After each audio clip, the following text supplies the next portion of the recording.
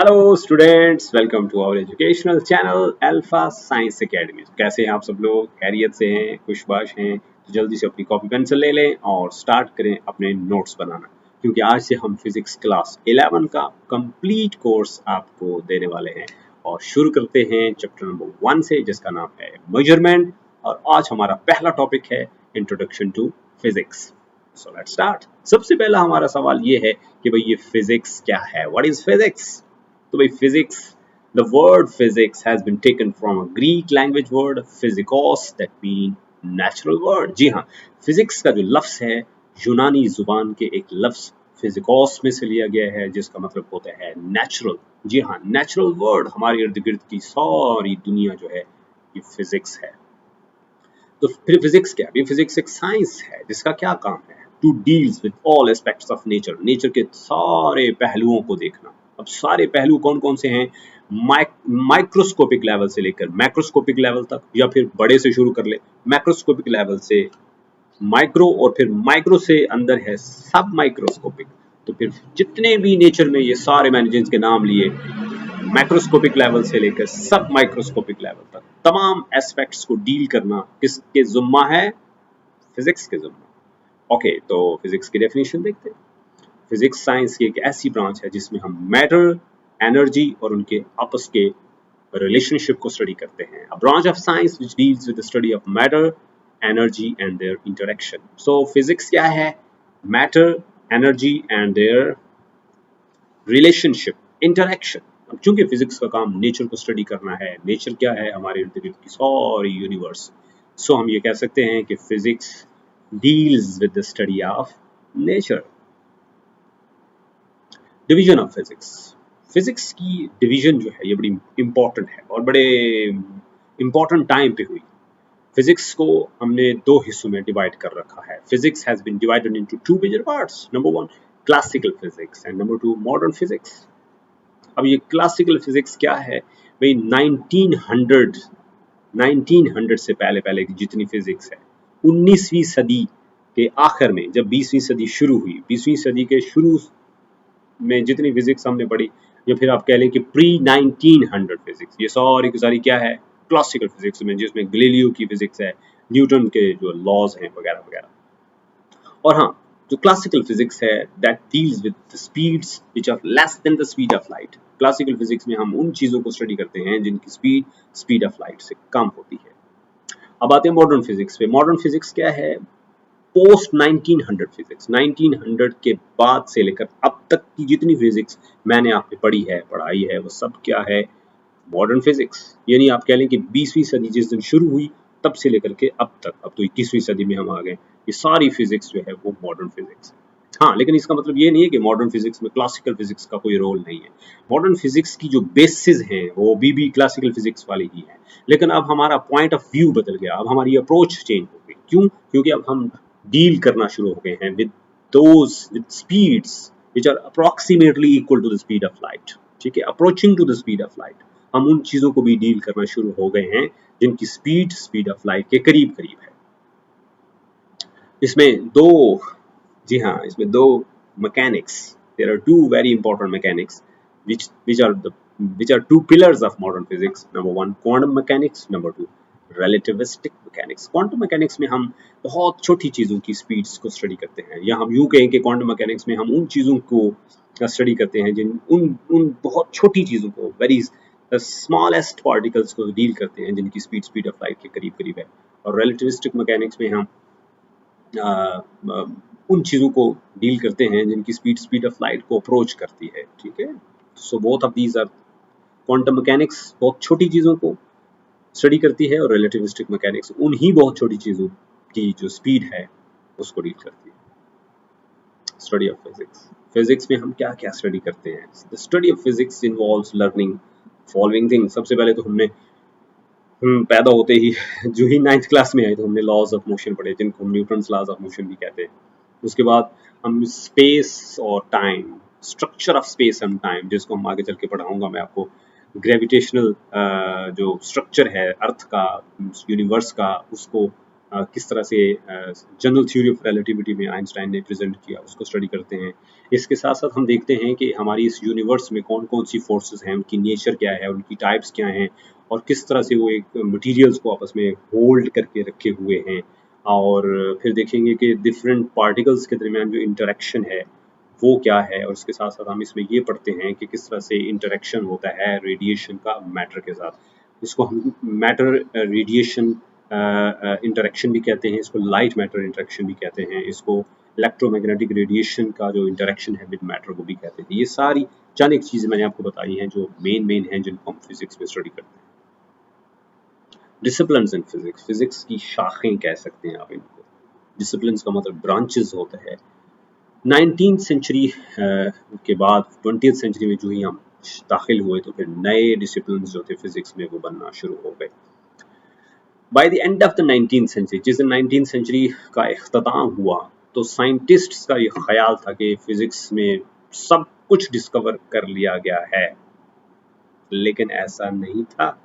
20वीं सदी के शुरू होते ही बहुत सारी एक्सपेरिमेंट्स ऐसे हुए जिससे पता चला कि भाई नहीं, अभी तो कुछ भी डिस्कवर नहीं हुआ, बल्कि जो पहले से हमने डिस्कवर कर रखा हुआ है, अर्लियर जो साइंटिस्ट ने जो इक्वेशंस फार्मूलाज बना रखे हैं उनको भी नए चैलेंजेस के साथ निपटने के लिए उनको मॉडिफाई करना होगा, उनको चेंज करना पड़ेगा, उनको मॉडिफाई करना पड़ेगा। तो फिर इस तरह से एक नए दौर का आगाज होता है, यहाँ एक नया एरा जो है वो शुरू होता है जिसका नाम है modern physics. Disciplines in physics की फर्दर बात करते हैं।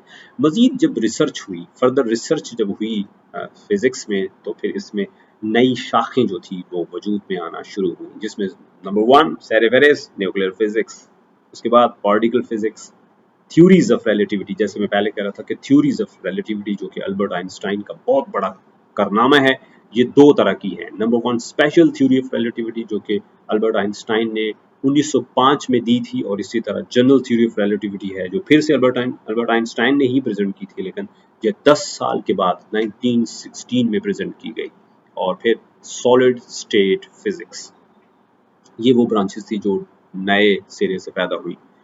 अब न्यूक्लियर फिजिक्स की बात करते हैं। न्यूक्लियर फिजिक्स की एक ऐसी शाख है जिसमें हम एक एटम के न्यूक्लियाई के बारे में पढ़ते हैं, और फिर देखते हैं कि उस न्यूक्लियाई मतलब न्यूक्लियस के अंदर क्या है। न्यूक्लियस और न्यूक्लियस के अंदर के जो पार्टिकल्स हैं उनको, उनकी प्रॉपर्टीज को, उनके बिहेवियर को स्टडी किया जाता है न्यूक्लियर फिजिक्स में। इसी तरह अगर हम पार्टिकल फिजिक्स की बात करते हैं तो पार्टिकल फिजिक्स में हम उस छोटे से छोटे पार्टिकल को डील करते हैं जिसके साथ मिल करके एक चीज वजूद में आती है। It deals with the ultimate particles of which the matter is composed।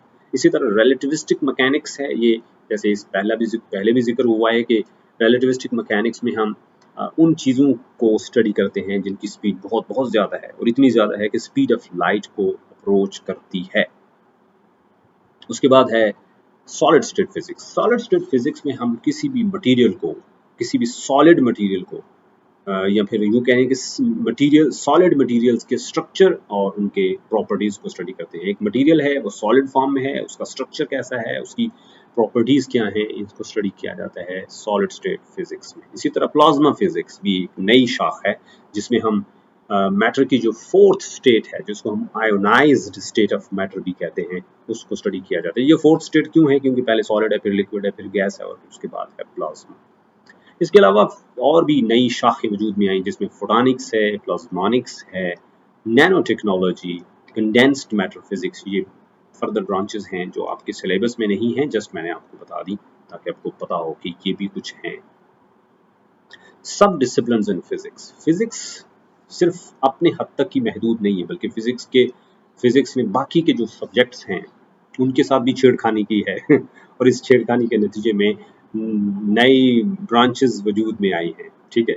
और वो जो नई ब्रांचेस वजूद में आई हैं उनको हम सब डिसिप्लिन्स या फिर इंटर डिसिप्लिनरी एरियाज कहते हैं। और इसमें सबसे पहले है मेरा फेवरेट बायोफिजिक्स, उसके बाद है geophysics, astrophysics, medical physics, physics of music, chemical physics, engineering physics, physical oceanography. ये वो सारी ब्रांचेस हैं जो फिजिक्स की और बाकी के जो ब्रांचेस हैं साइंस की, उनके इंटरेक्शन के नतीजे में वजूद में आई।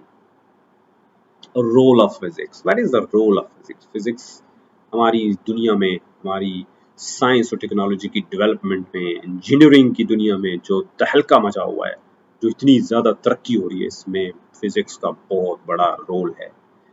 साइंस और टेक्नोलॉजी की बात की जाए तो साइंस और टेक्नोलॉजी जिसने हमारे सोचने का, हमारे रहने का, खाने पीने का सब अंदाज बदल दिया। आज से 100 साल पहले की दुनिया को अगर आप देखते हैं, तो आज से 100 साल पहले का अगर शख्स जिंदा हो तो वो आज की दुनिया को देखे वैसे ही मर जाए, क्योंकि इस कदर चेंजेस आई हैं हमारा जो इंसान के रहने में, बसने में, उसके घरों में, हर चीज में जो बदलाव आया है।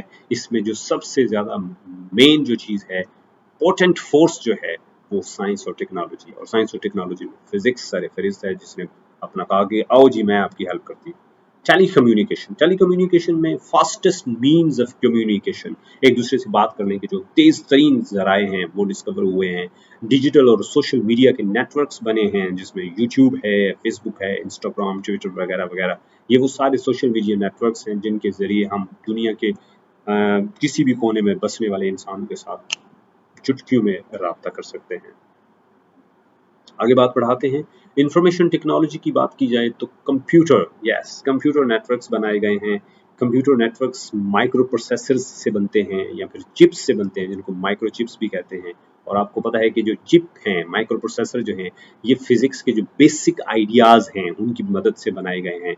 और मजे की बात यह है कि जो चिप्स होती हैं, सेमीकंडक्टिंग होती हैं, इनको सिलिकॉन, जी हाँ, सिलिकॉन के साथ बनाया जाता है। सिलिकॉन एक बहुत इम्पॉर्टेंट मटेरियल है, और हैरत की बात यह है कि सिलिकॉन जो है वो सैंड, जी हाँ, रेत से हासिल होता है। चलो और समरी देखते हैं कि आज हमने क्या पढ़ा। आज हमने सबसे पहले साइंस की डेफिनेशन भी आपको बता देता हूँ कि साइंस एक ऐसा नॉलेज है जो लिविंग और नॉन लिविंग थिंग्स के बारे में है, और ये वो नॉलेज है जो हमें ऑब्जर्वेशंस और एक्सपेरिमेंटेशंस के जरिए हासिल हुआ। ये मैंने पहले जिक्र नहीं किया, अब मैं कर रहा हूँ। इसके बाद फिजिक्स ऐसी साइंस है जो मैटर और एनर्जी और फिर उनके आपस के इंटरेक्शन को डील करती है, और फिजिक्स एक फंडामेंटल सब्जेक्ट है, और फिजिक्स में साइंस और टेक्नोलॉजी और इंजीनियरिंग में होने वाली डेवलपमेंट में बहुत अहम किरदार अदा किया है। इसके साथ साथ साइंस और टेक्नोलॉजी की बात की जाए तो साइंस और टेक्नोलॉजी वो पोटेंट फोर्स हैं जिसने इंसान के रहने, बसने, खाने पीने, घर बार हर चीज़ को बदल दिया है। और हम इंफॉर्मेशन टेक्नोलॉजी के दौर में रह रहे हैं।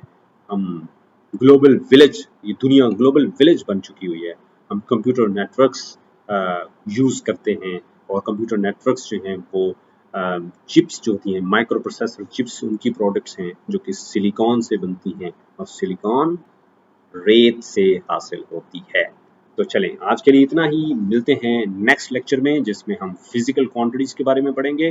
तब तक के लिए अपना बहुत ख्याल रखिएगा, अपना फीडबैक देना मत भूलिएगा कि आपको क्या अच्छा लगा, क्या बुरा लगा, उसमें क्या चेंज होना चाहिए, उसमें क्या नई चीज़ होनी चाहिए, कौन सी चीज़ होनी चाहिए, कौन सी चीज़ नहीं होनी चाहिए।